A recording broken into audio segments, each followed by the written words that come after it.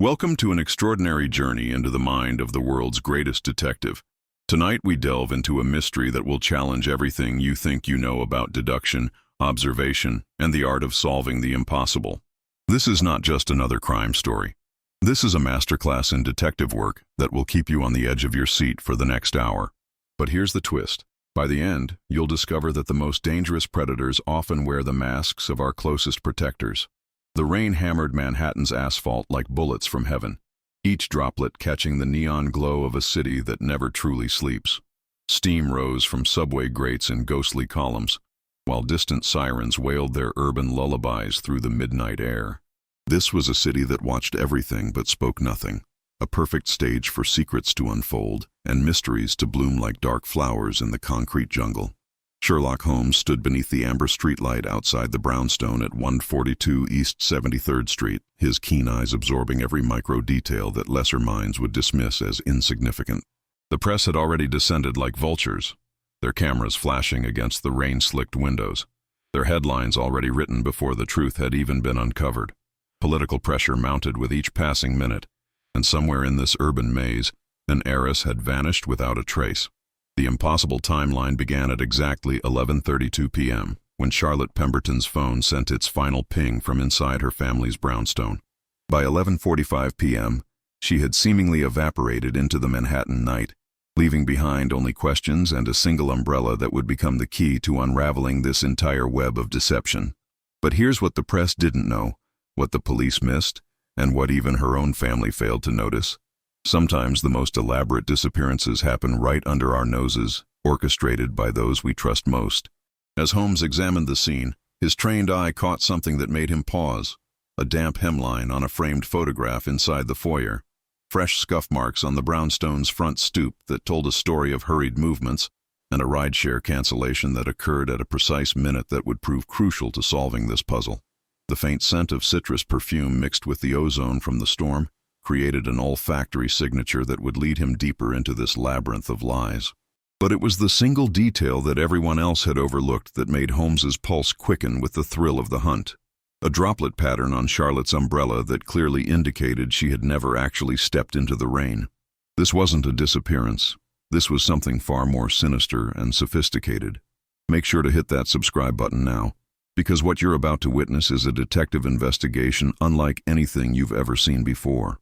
The mayor's office had become a pressure cooker of political anxiety and public relations nightmares. Mayor Harrison Pemberton stood behind his mahogany desk, his controlled voice betraying nothing while his white-knuckled grip on a silver cufflink revealed the fear coursing through his veins. This wasn't just about his daughter. This was about his political survival in a city that devoured weak leaders like sharks in bloodied water. Holmes studied the man with the precision of a surgeon examining a patient. Every gesture, every micro-expression, every unconscious tell was data to be cataloged and analyzed. The mayor's left eye twitched when asked about Charlotte's recent behavior, and his breathing became shallow whenever the conversation turned to her desire for independence from the family's political machinery. Across the room, Detective Sarah Martinez served as the NYPD liaison, her clipboard clutched like a shield against the chaos surrounding this high-profile case. Her old limp became more pronounced as she navigated the stairs of the brownstone, a war injury from her time in Afghanistan that dictated her careful, measured approach to everything she did.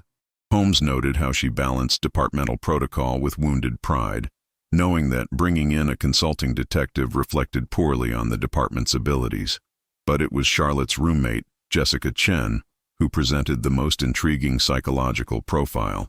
She sat perched on the edge of the velvet sofa, reluctant to meet anyone's eyes directly, constantly touching and rotating a chipped turquoise ring on her right hand, a nervous habit that spoke of deeper anxieties and hidden guilt. When asked about Charlotte's state of mind, Jessica's responses came in carefully measured sentences, as if each word had been rehearsed and polished to perfection. The chauffeur, Marcus Williams, represented the obvious suspect that every investigation required. His soft leather key fob bore the scratches of years of faithful service, but his coat was misbuttoned in a way that suggested hurried dressing or careful staging. His plausible guilt hung in the air like smoke, too convenient and too obvious for Holmes's sophisticated palate. The building's superintendent, Eugene Kowalski, emerged as an unexpected ally in this investigation. His master keys jangled like wind chimes as he moved through the corridors, and his habit of counting under his breath revealed an obsessive attention to detail that had catalogued every irregularity in the building's normal rhythms.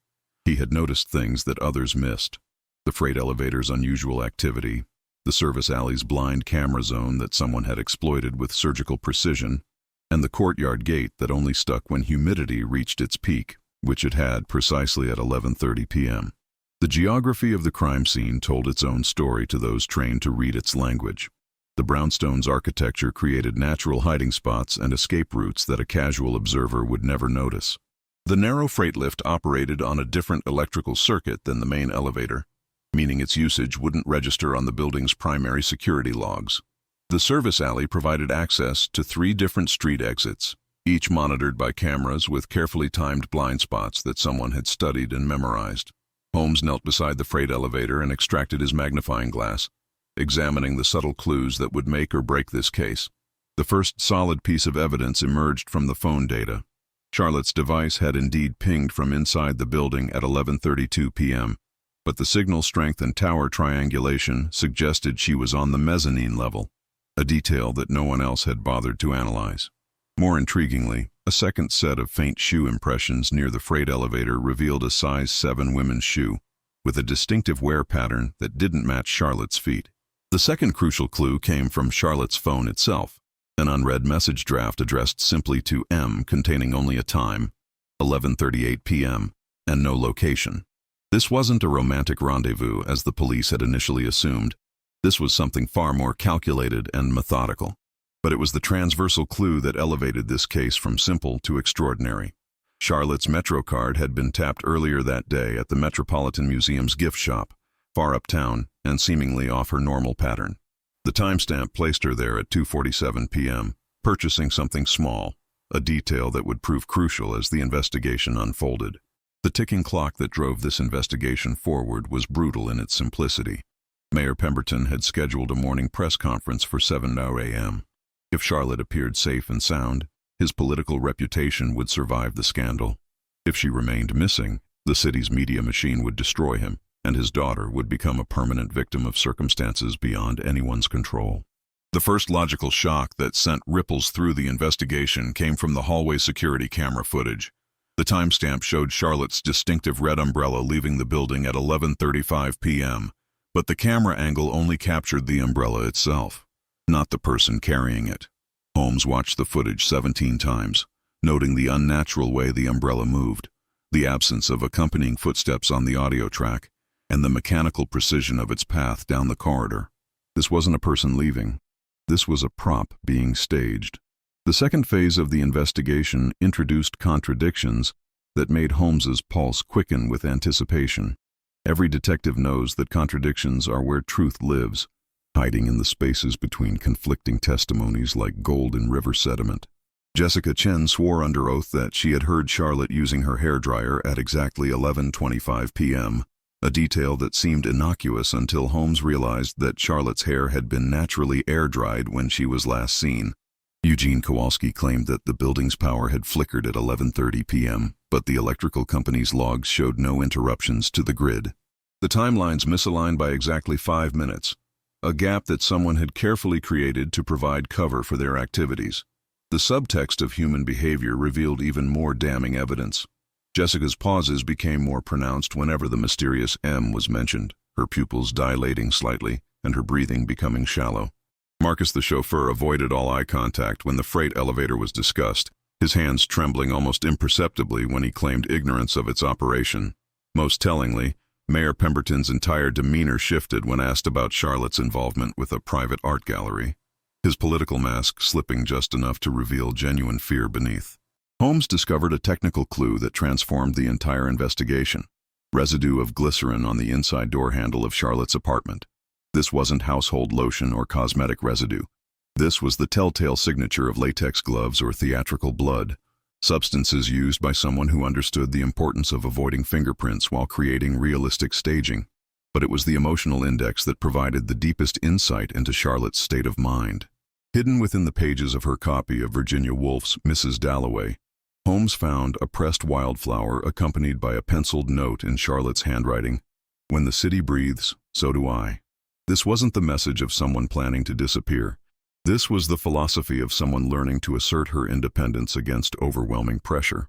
Holmes demonstrated his method for the assembled investigators, reconstructing Charlotte's supposed path through the building by mapping moisture patterns on metal surfaces.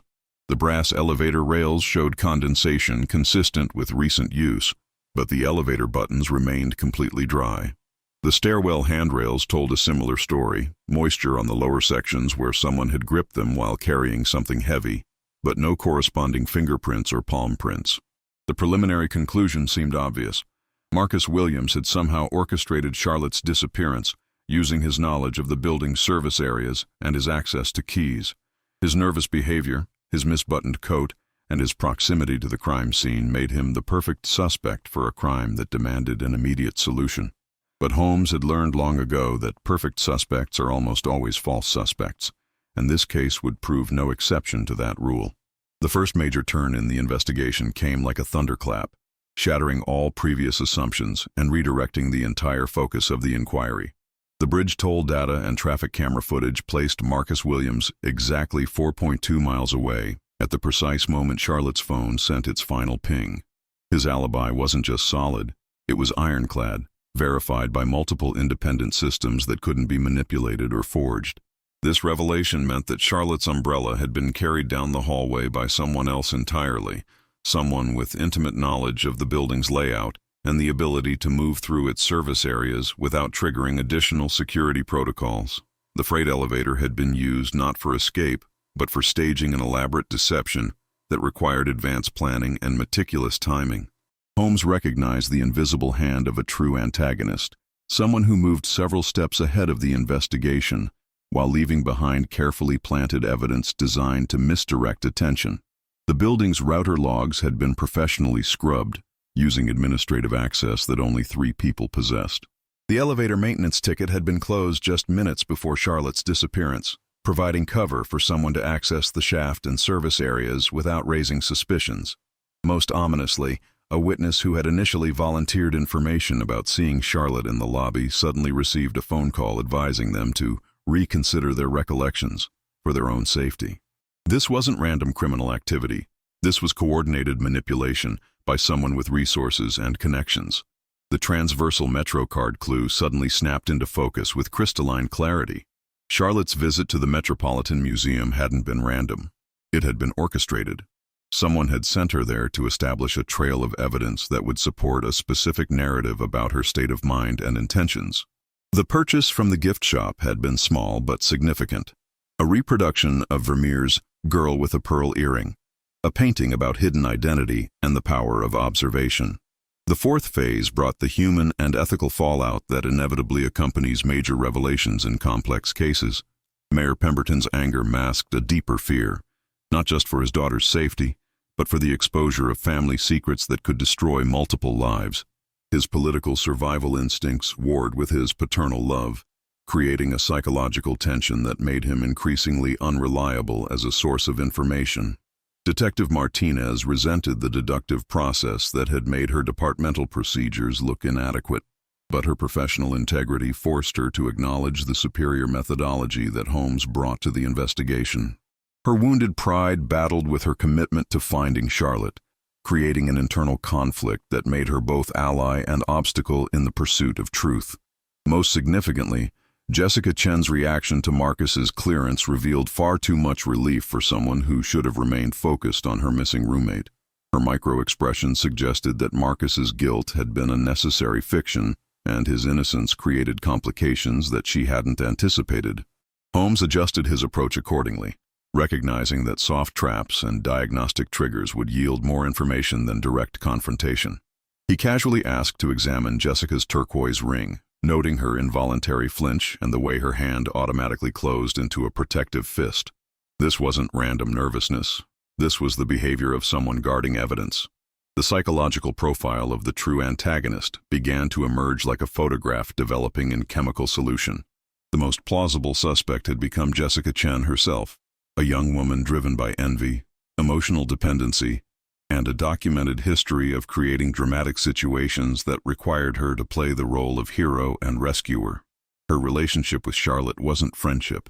It was a sophisticated form of emotional parasitism that had escalated into criminal behavior.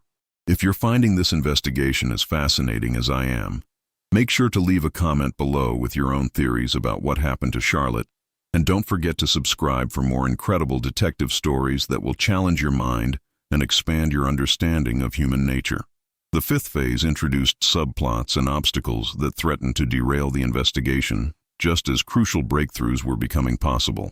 Holmes discovered that a silent donor connected to Mayor Pemberton's arts initiative had been funding Charlotte's involvement with a community arts space, a project that represented her growing independence from her family's political machinery and financial control. This community arts space wasn't just a hobby or charitable endeavor. It was Charlotte's escape route from a life that had been carefully orchestrated by others since her birth.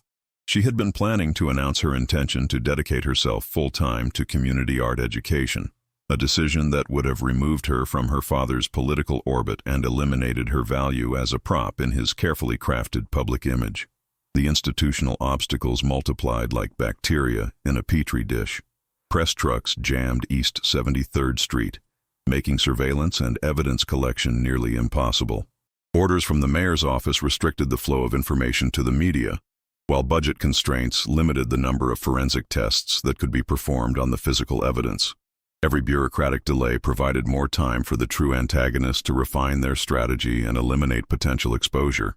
A phantom clue emerged in the form of a secret boyfriend identified only as M, evidence that initially seemed to point toward a romantic rendezvous gone wrong. The museum curator Marcus Delacroix had been seeing Charlotte casually for several weeks, their relationship documented through social media interactions and witness testimonies that created a convincing alternative narrative for her disappearance. But Holmes recognized this as a carefully constructed red herring designed to waste investigative resources and misdirect attention from the true nature of Charlotte's situation. The timing was too convenient, the evidence too readily available, and the romantic motivation too simplistic for a crime of this sophistication. The sixth phase delved into the emotional dilemmas that make criminal investigations profoundly human rather than merely intellectual exercises. Jessica Chen approached Holmes privately, her mask of concerned friendship slipping just enough to reveal the calculating intelligence beneath. She asked for protection from whoever took Charlotte, offering a half-confession about staged scares and manufactured crises that had occurred throughout their relationship.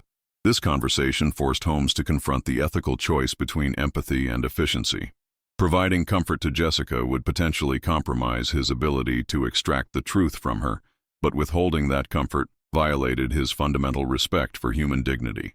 He chose to document the psychological cost while maintaining his investigative objectivity, a decision that would prove crucial in the case's resolution. The ghost of Charlotte's past emerged through careful analysis of her behavioral patterns. She had a documented history of disappearing briefly during media spikes around her father's political campaigns, always returning within 24 hours with explanations about needing space and privacy. This pattern suggested agency rather than victimization. Charlotte knew how to vanish when she needed to, and she had reasons for doing so that extended beyond simple rebellion. The most disturbing revelation was Jessica's role in these previous disappearances. She had consistently been the person who found Charlotte, who provided comfort during her returns, and who helped craft the explanations that satisfied concerned family members. This wasn't friendship. This was a systematic pattern of creating dependence through manufactured crisis. The seventh phase brought escalation that transformed the investigation from methodical inquiry to urgent rescue operation. 3 seemingly unrelated clues suddenly converged like rivers flowing into a delta, creating a comprehensive picture of sophisticated criminal activity. The citrus ozone scent that Holmes had detected at the crime scene matched the signature fragrance system used in boutique hotels and luxury wellness facilities. The glycerin residue combined with the scrubbed router logs indicated a controlled environment where every detail had been managed and manipulated. The umbrella decoy represented an exit strategy that relied on observers seeing what they expected to see rather than what was actually happening. The shock event that elevated the stakes occurred at 3:47 a.m. Jessica Chen left her phone behind and vanished from the brownstone, apparently following the same impossible disappearance pattern that had claimed Charlotte. The building's security cameras showed her entering the freight elevator but never emerging, as if the building itself had swallowed her whole. This second disappearance created a tighter timeline that made political damage control impossible. The morning press conference was now less than 4 hours away, and the mayor faced the prospect of explaining not one but two missing women connected to his family. The narrative would crystallize into political death if not broken immediately through decisive action. But Holmes recognized this second disappearance as confirmation rather than complication. Jessica hadn't vanished. She had joined Charlotte in whatever elaborate staging ground she had prepared for this final act of her psychological manipulation. The eighth phase focused on binding the various subplots to the main trunk of the investigation while dissolving the phantom clues that had been designed to waste time and resources. Holmes discovered that the silent donor owned a boutique wellness facility 3 blocks from the brownstone, complete with private service entrances, soundproof treatment rooms, and a staff trained to maintain absolute client confidentiality. The facility's signature scent system used the same citrus ozone combination that had been detected at the crime scene, and its mezzanine level could be accessed through a network of service tunnels that connected to several Manhattan buildings. This wasn't just a wellness facility. It was the perfect location for someone to stage an elaborate disappearance while maintaining complete control over every variable. The red herring of romantic involvement was finally dismantled through careful analysis of Charlotte's message drafts. The mysterious M wasn't a man at all. It was mezzanine, the service-level code that Charlotte had discovered during her own investigation of Jessica's suspicious behavior. Charlotte had been planning to confront Jessica about her manipulative patterns, but Jessica had anticipated this confrontation and prepared accordingly. Holmes positioned surveillance around the building's loading bays and service entrances, watching for the telltale glint of turquoise jewelry in security glass reflections. The net was closing, but the prey was far more dangerous than anyone had initially understood. The ninth phase brought the investigation to its critical point, where functional hypothesis met calculated antagonist behavior in a deadly game of psychological chess. Holmes articulated his understanding of the crime with the precision of a surgeon describing a complex operation. Who, Jessica Chen, acting as both accomplice and architect of an elaborate psychological manipulation that had escalated from emotional dependency to criminal imprisonment. How, a sophisticated decoy operation using Charlotte's umbrella, the freight elevator's blind spots, and the mezzanine exit that connected to the wellness facility's service tunnels. When, the 6-minute window between 11:32 and 11:38 p.m., during which Charlotte was moved from her apartment to the staging area while her phone continued to ping from the mezzanine level. Why? A complex motivation, combining control masked as care, jealousy of Charlotte's growing independence, and leverage against the mayor's arts initiative that threatened to expose Jessica's financial embezzlement. With what? Glycerin for creating false evidence, administrative access for scrubbing electronic records, and hotel-grade scent diffusers for masking environmental evidence. The antagonist's critical error emerged through a scheduled text message that was programmed incorrectly, sending at 11:29 p.m. instead of the intended 11:59 p.m. This 30-minute discrepancy revealed Jessica's poor understanding of time zone settings in the building's automated systems, a technical detail that exposed her as the person with administrative access to the router logs. The edge became razor-sharp as Holmes realized that Charlotte's safety depended on preventing Jessica's rescue narrative from going live on morning television.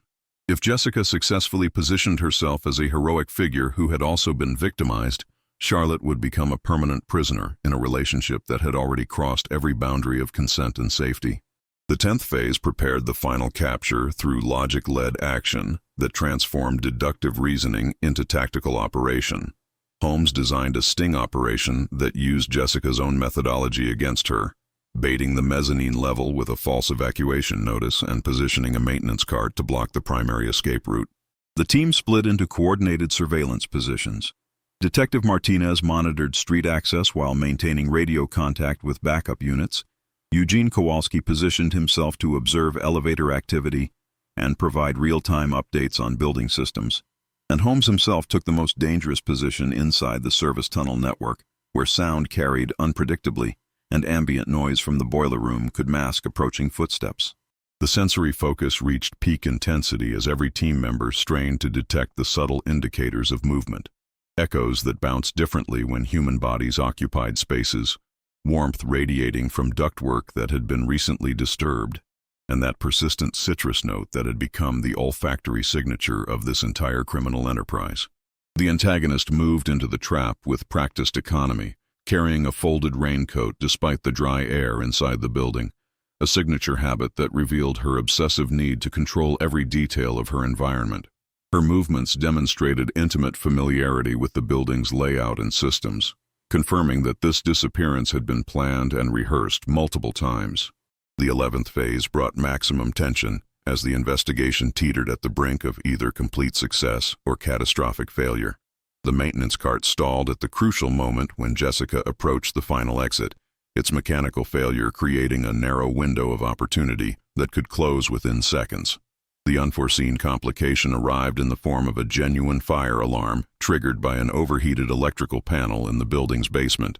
Real evacuation procedures began automatically, threatening to flood the service areas with residents and emergency personnel who would create chaos and provide cover for Jessica's escape. Holmes improvised with the split-second timing of a master tactician, redirecting the evacuation flow by wedging the courtyard gate at precisely the point where humidity had caused it to stick.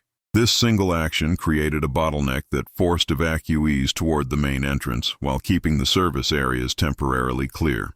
The moment balanced on a knife's edge as Jessica reached for her key card to access the final exit. In the strobing light of the fire alarm, the turquoise ring flashed like a beacon, confirming her identity and providing the visual evidence needed to coordinate the final capture. The climax arrived with the overwhelming force of logical inevitability, meeting human psychology in perfect destructive harmony. The mezzanine door opened to reveal Charlotte Pemberton, safe but clearly under psychological duress, sitting in a makeshift living space that had been prepared with disturbing attention to comfort and control. Jessica Chen stood frozen in the doorway, her keycard still extended toward the electronic lock, glycerin clearly visible on her latex gloves, and router admin access logs pulled up on her smartphone screen. The physical evidence formed an unbreakable chain of proof that connected every element of the crime to her methodical preparation and execution.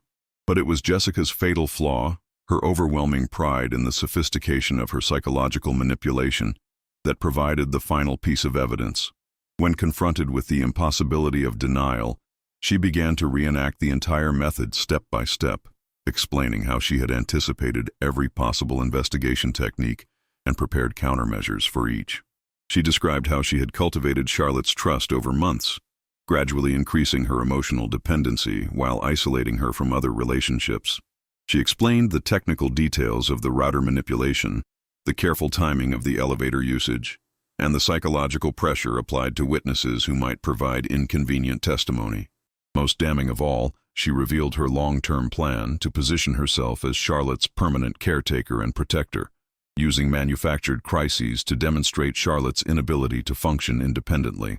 The community arts project had threatened this dynamic, so it needed to be eliminated through a crisis that would prove Charlotte's need for constant supervision. The environmental chess game reached its conclusion as the building's own architecture became Holmes's partner in the final capture. The vent system carried the diffuser scent in predictable patterns that revealed Jessica's movement through the service areas. The stairwell geometry channeled sound in ways that allowed precise location tracking without visual contact. The courtyard gate wedge became the final blocking move that prevented escape while maintaining the safety of everyone involved.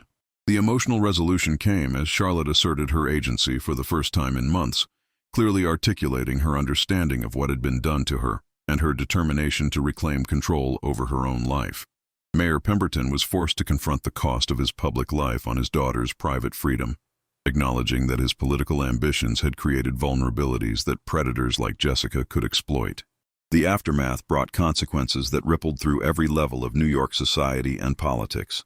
Jessica Chen faced legal charges for unlawful detention, tampering with evidence, wire fraud, and conspiracy, charges that could result in decades of imprisonment in the same system she had tried to manipulate. The political fallout for Mayor Pemberton was tempered by Charlotte's public statement supporting her father while asserting her independence from his political career. The silent donor quietly retreated from city contracts, unwilling to risk association with a scandal that had exposed the darker aspects of political influence and social manipulation. The boutique wellness facility was placed under investigation for its role in providing the infrastructure that made Jessica's crime possible. Charlotte's umbrella, once a decoy in an elaborate deception, was returned to its stand by the apartment door, transformed into a symbol of self-chosen protection rather than external manipulation. She kept it there as a reminder that sometimes the most important battles are fought not against strangers, but against those who claim to love us most. The small ethical question that remained would haunt everyone involved for years to come. When does protection become possession? At what point does care transform into control? How do we distinguish between love and the sophisticated forms of emotional imprisonment that masquerade as devotion? Holmes walked away from the case with his usual satisfaction in logical resolution, but also with a deeper understanding of the psychological complexities that make human relationships simultaneously beautiful and dangerous. The mystery had been solved, justice had been served, and Charlotte Pemberton was free to write her own story. But in the quiet moments between cases, he would remember Jessica's final words, "I did it all for her." The most chilling aspect of this crime wasn't its technical sophistication. It was the genuine belief of the perpetrator that imprisonment could be justified as protection, that manipulation could be disguised as love. This is the story of how the greatest detective in the world solved not just a disappearance, but the far more complex mystery of how people who claim to love us can become our most dangerous captors. It's a reminder that sometimes the greatest courage isn't in facing strangers in dark alleys. It's in recognizing when those closest to us have crossed the line from care into control. What did you think of this incredible psychological thriller? Did you suspect Jessica from the beginning, or were you convinced by the red herrings just like the police? Share your thoughts in the comments below, and make sure you're subscribed with notifications turned on, because next week, we're diving into another impossible case that will challenge everything you think you know about crime, justice, and the brilliant mind of Sherlock Holmes. The next mystery involves a locked room, a missing diamond, and a suspect who couldn't possibly be guilty, but somehow is. You won't want to miss it. This has been your journey into the extraordinary world of deductive reasoning and criminal psychology. Until next time, keep observing, keep questioning, and remember, the truth is always hidden in the details that everyone else overlooks.